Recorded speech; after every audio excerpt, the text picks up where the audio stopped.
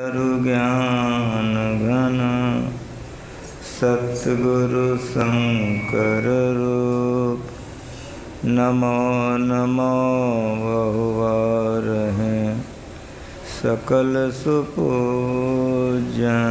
भूप बंदो गुरुपद कंज कृपा सिंधु नर रूप हरि महामोहतम पुंज जासु वचन रविकर निकर धन्य धन्य सतगुरु सुखदा महिमा कही न जाय जो कछु कहूँ तुम्हारी कृपा मोतें कछु न बसाए। बोलिए प्रेम से श्री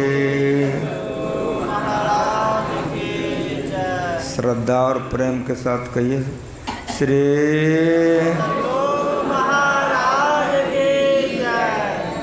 सत्संग में पधारे पवित्र आत्माओं। यह संत मत का सत्संग है। घनश्याम जी साल में एक बार करवाते हैं, बहुत पुण्य का काम करते हैं।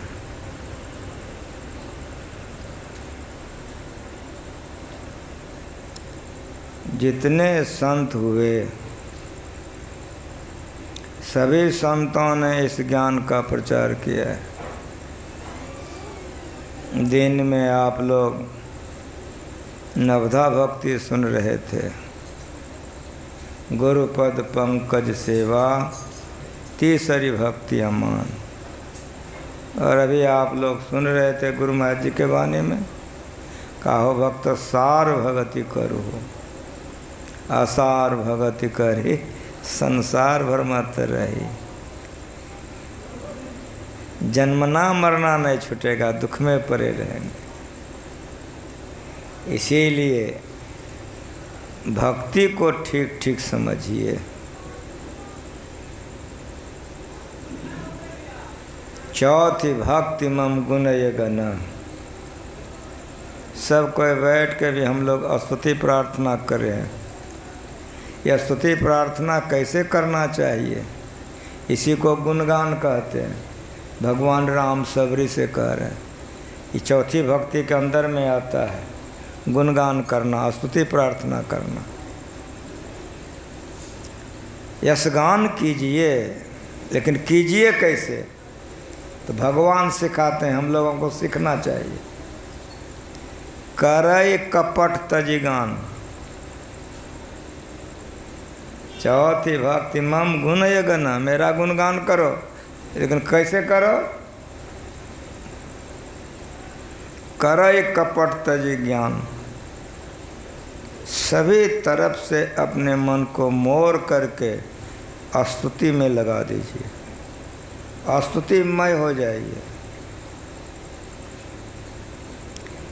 परिणाम क्या होगा, बहुत लाभ होगा। आप रहिए और स्तुति रहे।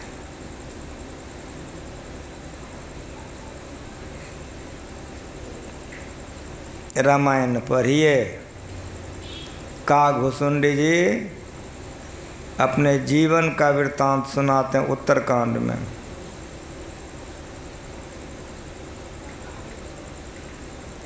उन्होंने कहा कि एक बार हरि मंदिर जपत रहो हरि नाम, गुरु आए अभिमान ते उठने किन्न प्रणाम। गुरु को मानुष जानते ते नर कहिए अंध।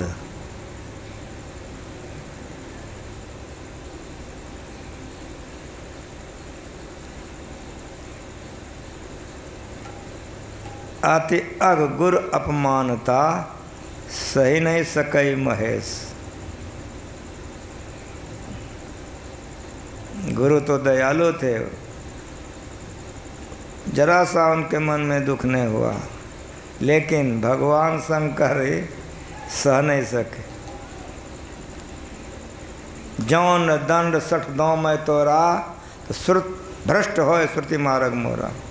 शिवे जी ने श्राप दे दिया। शिव चर्चा वाला इसको बढ़िया से समझे तो ठीक ठीक ज्ञान हो जाएगा। शिवे जी का वो पूजा कर रहा है, शिवे जी श्राप दे दिए। शिव शिव कहने के लिए किसने सिखाया? कोई सिखाया कि नहीं? जो सिखाया वो गुरु हो गया। एक बार हरि मंदिर जपत रहे हरि नाम, गुरु आए अभिमान थे उठने किन्न प्रणाम। प्रणाम क्या हो गया? शिवे जी ने श्राप दे दिया। अजगर तरह से बैठा रहा तो अजगर हो जाओ। लेकिन गुरु कैसे होते हैं सो देखिए। पितसु माता सौ गुना, पिता से माँ 100 गुना श्रेष्ठ होती है। पितसु माता 100 गुना, सुत को राखे प्यार, मन से ती सेवन करे तन सुडांट अरुगार। माँ 100 गुना बेसी होती है पिता से। अगर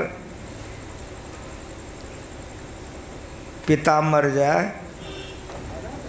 तो माँ बच्चा पाल लेगी, लेकिन माँ मर जाए तो 10 ठो बाप मिलके 1 ठो बच्चा नहीं पाल सके। पहली बात। दूसरी बात सुनिए, बच्चा खेल रहा है,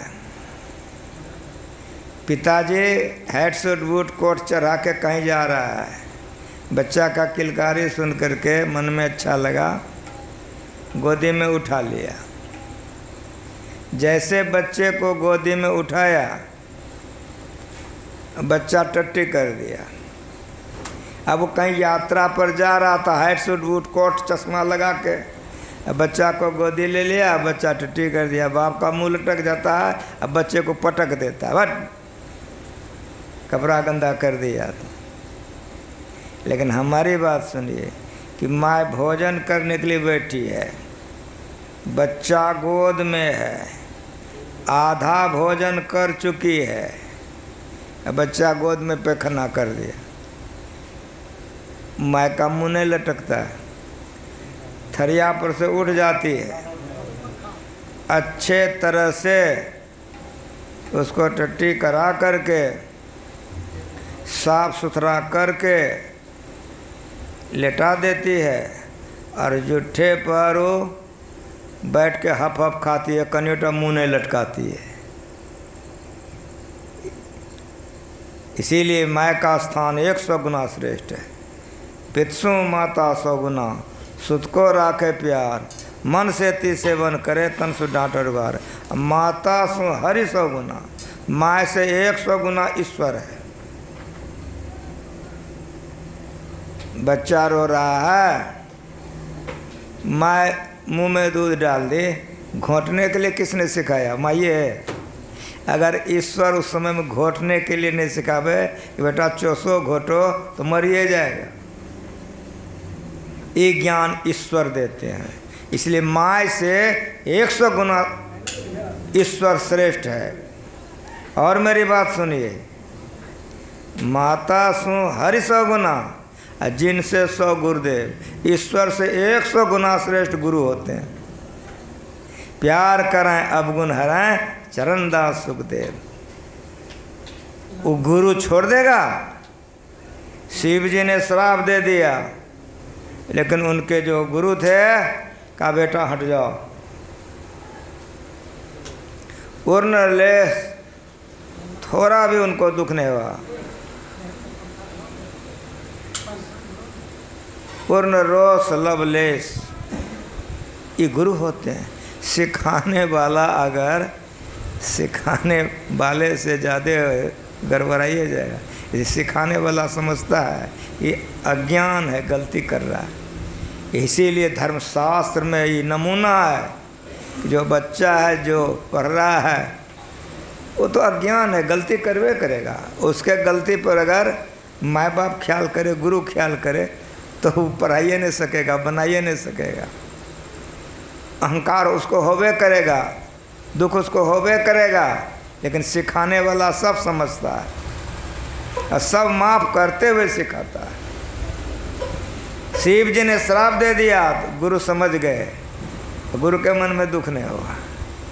लेकिन शिव जी ने जब श्राप दे दिया तभी कांप गए, अरे राम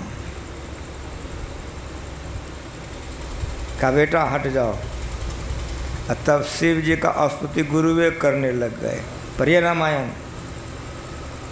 तू स्तुति कैसे किए।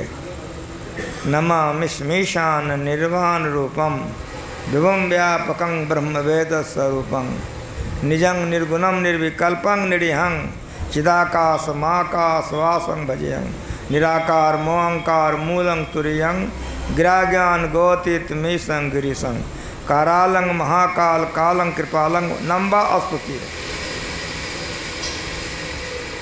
यह स्तुति बहुत लंबा है। शिव चर्चा वाले को यह स्तुति याद करना चाहिए, सीखना चाहिए कि शिव जी कैसे हैं, जटा वाले कि मोछ वाले कि दाढ़ी वाले।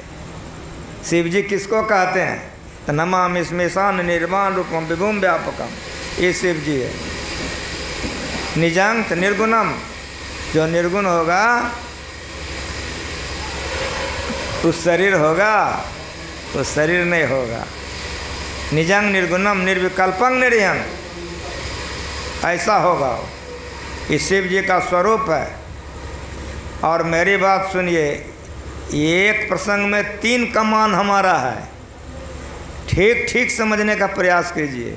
एक तो मैं गुरु दिखला रहा हूँ, फिर मैं ईश्वर समझा रहा हूँ कि शिव जी किसको कहते हैं, और फिर स्तुति प्रार्थना कैसे करना चाहिए, इस साथे साथ हम आपको समझा रहे हैं। ये स्तुति करते करते क्या हुआ, रुद्राष्टक दंग विप्रेन हरतोष ये पठंती नरा भक्तिया तेषाम प्रभु प्रसिद्ध थे। शिव जी साक्षात प्रकट हो गए। इस तरह से स्तुति कीजिए। मन पत्नी में स्तुति कर रहे हैं, और मन पति में बेटा में स्तुति कर रहे हैं, और गोदी खिला रहे हैं स्तुति कर रहे हैं, और मोबाइल चल रहा है स्तुति कर रहे हैं, नहीं होगा। स्तुति का लाभ नहीं होगा। पत्नी का लाभ मिलेगा, पति का बेटा का ये लाभ होगा, स्तुति का लाभ नहीं होगा। स्तुति कैसे कीजिए, भगवान राम कह रहे हैं, चौथी भक्ति मम गुणय गण करे कपट जगान। स्तुति कीजिए, सब तरफ से मन को समेट के कीजिए। परिणाम क्या होगा, जब सब तरफ से मन को समेट कर स्तुति किया, शिव जी प्रकट हो गए कि वरदान मांगो, क्या मांगते हो। इस तरह से स्तुति कीजिए। ये संत मत बतलाता है। शिव चर्चा वाले को तो खूब बढ़िया से इस ज्ञान को समझना चाहिए, रामायण उल्टा के पढ़ना चाहिए।